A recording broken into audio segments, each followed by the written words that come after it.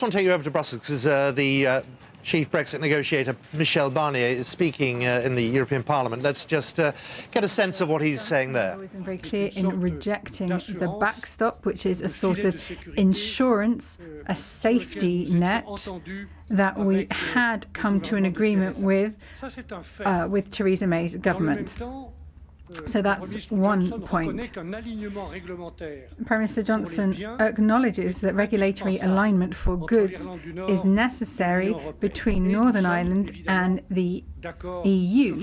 We agree on this point. But in order to resolve the issue of customs checks, the UK is simply proposing that together in the protocol, in the international treaty that we will have between us, simply to take measures so that we avoid any kind of physical infrastructure or checks on the border between Ireland and Northern Ireland. Obviously, we also want to achieve this objective. This is one of the objectives of the backstop, to avoid having this border or this infrastructure on the border. But what we're being asked for in reality is to accept a system that hasn't been properly developed, that hasn't been tested.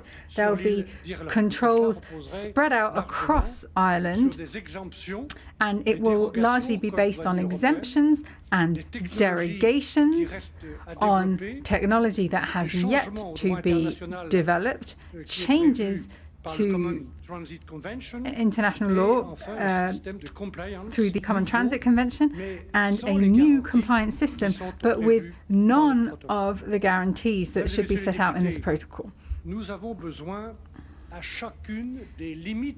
Ladies and gentlemen, what we need when it comes, we need to have the integrity of the single market and the customs union, and at the borders, we need to have proper, rigorous checks all along our external border, along the external border of the single market. In Northern Ireland, as in any other area, we need operational, real controls, credible controls. We're talking about the credibility of the single market here, its credibility to consumers, to companies, and of course, third countries that we negotiate agreements with. Let's not forget them. So that's the first point of disagreement. Secondly, what we need to find are legally operational solutions. Through the protocol, we established a safety net which clarified the regime that would be applied in Ireland. This safety net is something which is legally operational because it would be in force until we found a deal or an alternative solution. By choosing to take away that safety net, by taking away the backstop and looking for alternative solutions during the transit period, so later on, the British proposal does not give us that same security, that safety net we have in the backstop. There are no real solutions for SMEs, for example, in the British alternative proposal, apart from a general derogation. Secondly, what would happen if we have this joint committee set up as the British wish, where we would send all of these issues that can't be resolved? What would happen if this joint committee can't find a solution during the transition period? The solution would then depend on the adoption of unilateral measures that would be taken by the UK or by the European Union. There would, of course, then be a significant risk to the integrity of the single market, because the UK proposals would want us to have no checks whatsoever between Ireland and Northern Ireland, which are going to become two different jurisdictions.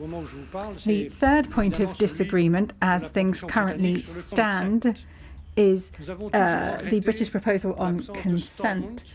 We have found it a very regrettable situation that Stormont has been suspended over the last 2.5 years without them having a full voice in our negotiations.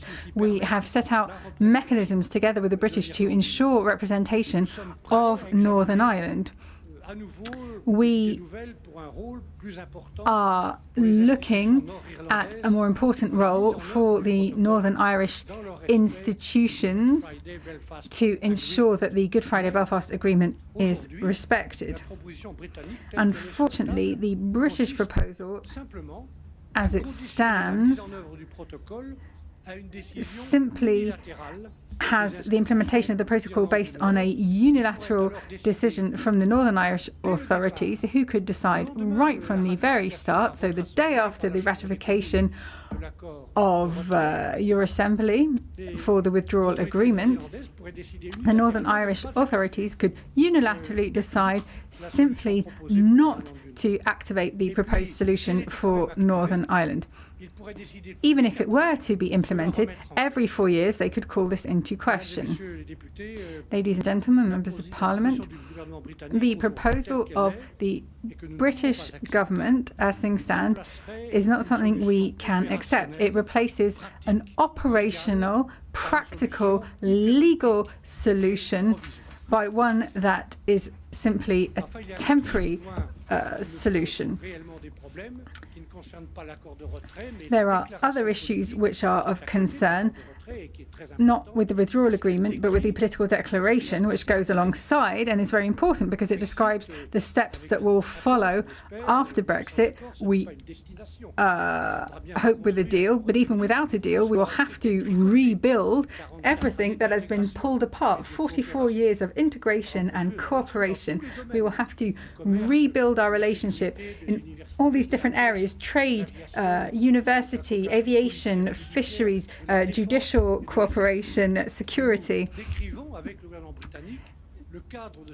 We are trying to set out what this future relationship will look like together with the British government in this political declaration.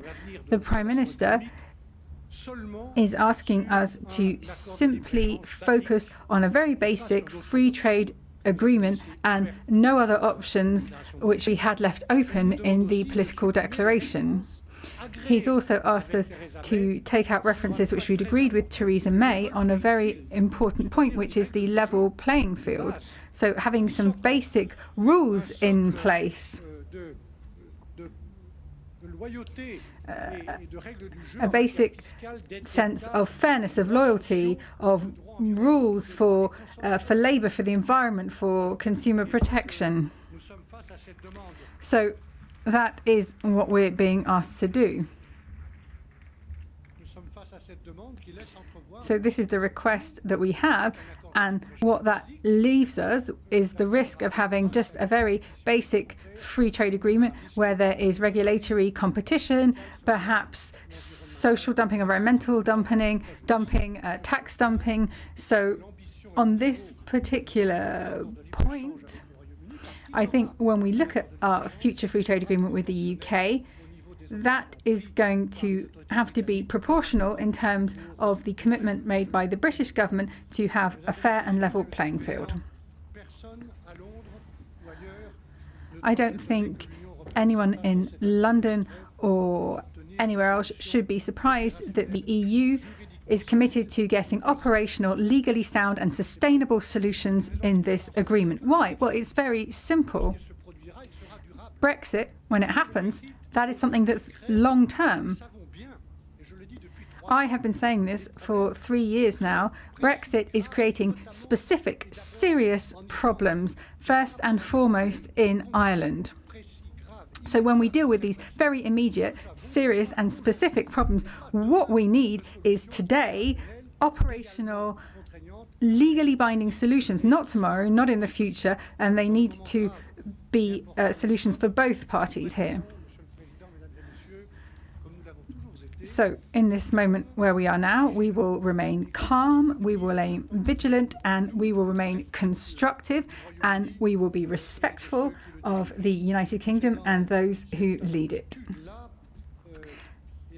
That is our approach, and we hope with this attitude on both sides, we will be able to come to an agreement that works for everyone.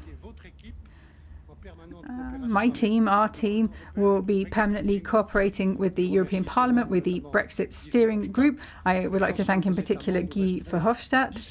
And together with all of the member states, we will be available 24/7 in the upcoming days to try and reach an agreement. That is the approach I will take when I... So Michel Barnier, among other things, saying that the UK proposals for a Northern Ireland border based on technology which he says is untested. The mood music from Brussels there continuing to be downbeat. Let's go to our Europe correspondent, Damien Grammaticus, who joined